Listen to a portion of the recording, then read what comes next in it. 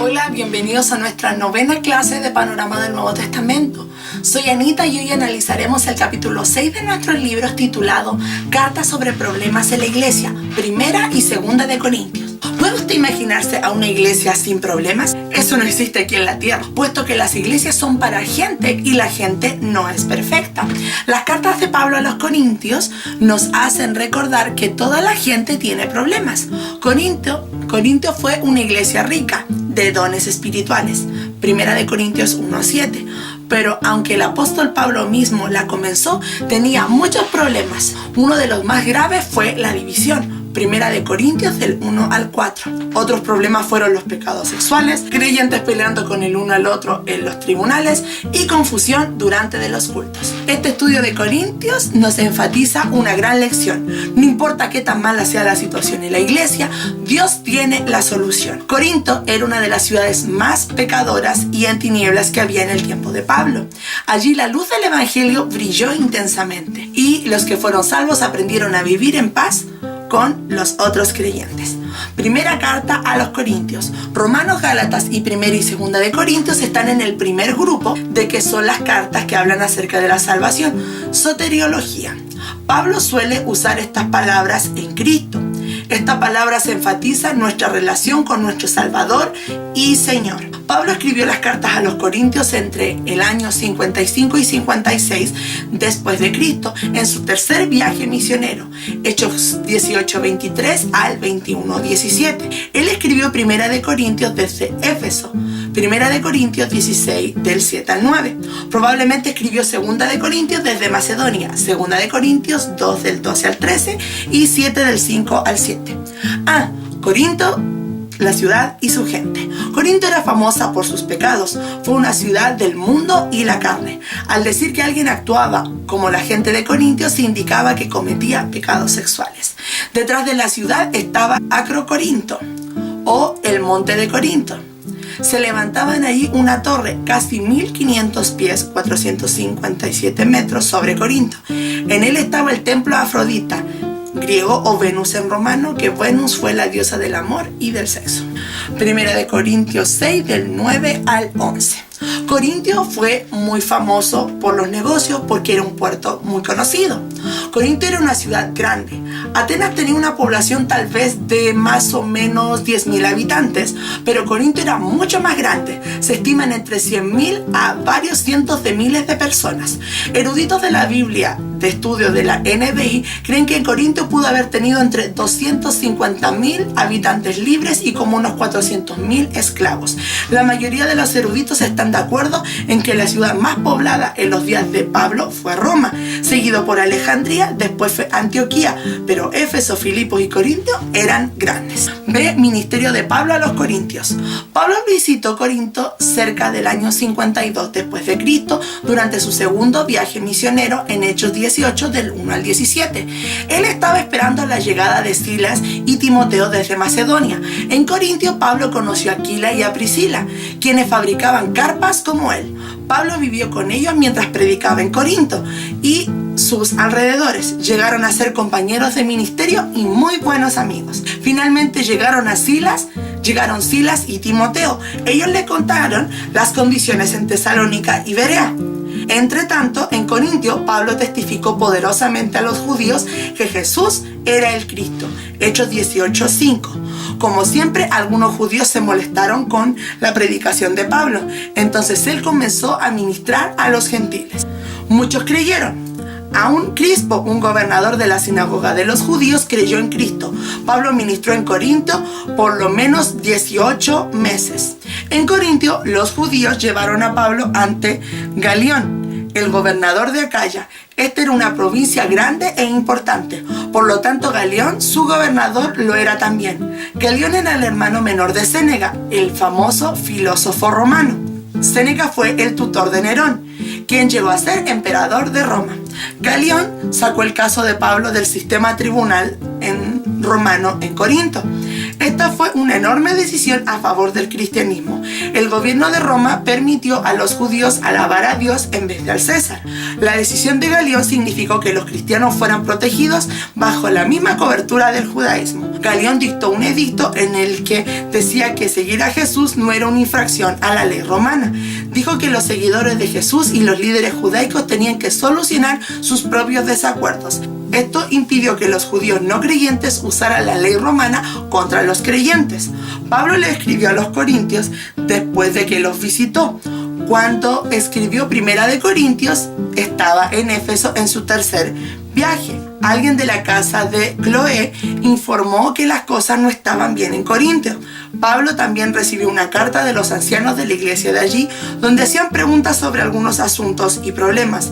Él les escribió para darles respuesta. En su primera carta a los Corintios se encuentran las respuestas a estos y otros asuntos. El propósito de esta carta lo escribió Pablo por dos razones. Primero, para corregir los problemas. Nuestro bosquejo muestra que estos problemas incluían divisiones, demandas legales y pecados sexuales, del capítulo 1 a 6 de Corinto. Segundo, para contestar preguntas. Nuestro bosquejo muestra que estas preguntas fueron sobre el matrimonio, el cubrimiento de la cabeza, la Santa Cena, los dones espirituales, la resurrección y las ofrendas. Estudiemos más de cerca los problemas y preguntas de Corintio. Fijémonos que Pablo da principios espirituales para resolver cada problema. Bosquejo. Vamos a ver aquí la figura que explica el bosquejo de Primera de Corintios. Y después tenemos las explicaciones del bosquejo en figuras que van a aparecer a continuación. Ahora vamos a pasar a la segunda carta a los Corintios. A contexto histórico y propósito. Pablo viajó a Corinto por lo menos 3 veces y escribió a esta iglesia varias cartas. Otros libros analizan estos viajes y las cartas. En este estudio basta con observar 3 fechas y eventos. Vamos a ver aquí un cuadro que aparece fechas y eventos relacionados con Primera y Segunda de Corintios. Pablo ministró 3 años en Éfeso en su tercer viaje misionero. Desde allí envió carta que llamamos Primera de Corintios. Esta no fue la primera carta que envió a los Corintios. Primera a los Corintios 5:9 se refiere a una carta anterior. Pablo también envió varias cartas que no tenemos. Las llamamos Primera y Segunda de Corintios por el hecho del orden en que aparecen en el Nuevo Testamento. Nuestro interés es por las cartas que Dios nos ha dado y no por las que no tenemos. Debemos ser responsables por lo que hemos recibido. Recuerde que Primera de Corintios llama a la iglesia al arrepentimiento. Pablo insistió en que disciplinaran al hombre que estaba pecando con la esposa de su padre. Primera de Corintios 5 del 1 al 8. A raíz de la carta de Pablo, algunos de la iglesia se arrepintieron. Segunda de Corintios 2 del 1 al 11. Además, el creyente que estaba en pecado recibió disciplina. Otros, sin embargo, continuaron causando problemas. Hubo maestros falsos que cuestionaron el carácter y la autoridad de Pablo. Dijeron que no era un apóstol verdadero. Se enteraron de que Pablo había cambiado sus planes de visitar a Corinto, pues primero él había planeado viajar en un barco desde Éfeso a Corinto, Segunda de Corintios 1 del 15 al 16. Pero luego decidió viajar por tierra al norte de Macedonia, luego hacia el sur de Corinto. Los falsos maestros se valieron de su cambio de planes para acusarlo, diciendo que los creyentes no podían confiar en la palabra de Pablo. También lo acusaron de planear robar la ofrenda para los santos pobres de Jerusalén. En respuesta a estos ataques, Pablo escribió Segunda de Corintios. El propósito principal de esta carta fue defender su ministerio. Sacó a la luz a los falsos apóstoles, los cuales eran codiciosos. En contraste, Pablo les pidió a los corintios que recordaran la vida de él entre ellos. Les instó a considerar la verdad del evangelio. Les recordó recolectar la ofrenda para los pobres de Jerusalén. Los animó a restaurar al pecador que se había arrepentido y finalmente les advirtió que castigaría a los rebeldes tan pronto como él llegara. Bosquejo. Vemos de Éfeso a Macedonia, Pablo defiende su ministerio apostólico del capítulo 1 al 7. B. Ejemplos de Macedonia, la recolecta para los creyentes pobres de Jerusalén, del 8 al 9. C. De Macedonia a Corintio, Pablo hace un contraste de sí mismo en contra de los falsos apóstoles, capítulo 10 hasta el 13:10. Y conclusión 13 del 11 al 14. C. Explicaciones del bosquejo. De Éfeso a Macedonia, Pablo defiende su ministerio apostólico desde el capítulo 1 al 7. En estos capítulos, los lectores se desplazan con Pablo desde Éfeso a Macedonia. Los falsos maestros acusan a Pablo de cambiar de opinión. Es verdad que Pablo cambió sus planes de su viaje a Corintio, pero ¿por qué? Por bien de los mismos corintios. Él les había escrito sobre la disciplina de un creyente involucrado en un pecado sexual. Este pecador era un hombre poderoso. Parece que fue el enemigo más grande de Pablo en la iglesia de Corinto. Algunos de los corintios lo habían apoyado. En la carta de Primera de Corintios, Pablo lo llamó al arrepentimiento y a la disciplina de este hombre. La iglesia necesitaba un tiempo para corregir dicho problema. Hubiera sido demasiado doloroso para Pablo visitarlos en el tiempo planeado. Por esta razón demoró su llegada. Mientras oraba, le pareció mejor idea cambiar sus planes y visitarlos más tarde. Entonces fue a Macedonia primero, en vez de ir directo a Corinto. Todo creyente debe permitir al Espíritu Santo cambiar sus planes.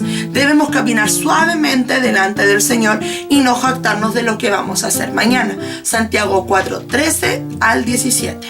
Por lo tanto, fue una insensatez de los falsos maestros acusar a Pablo por este hecho. Segunda de Corintios 1:12 al 2:4.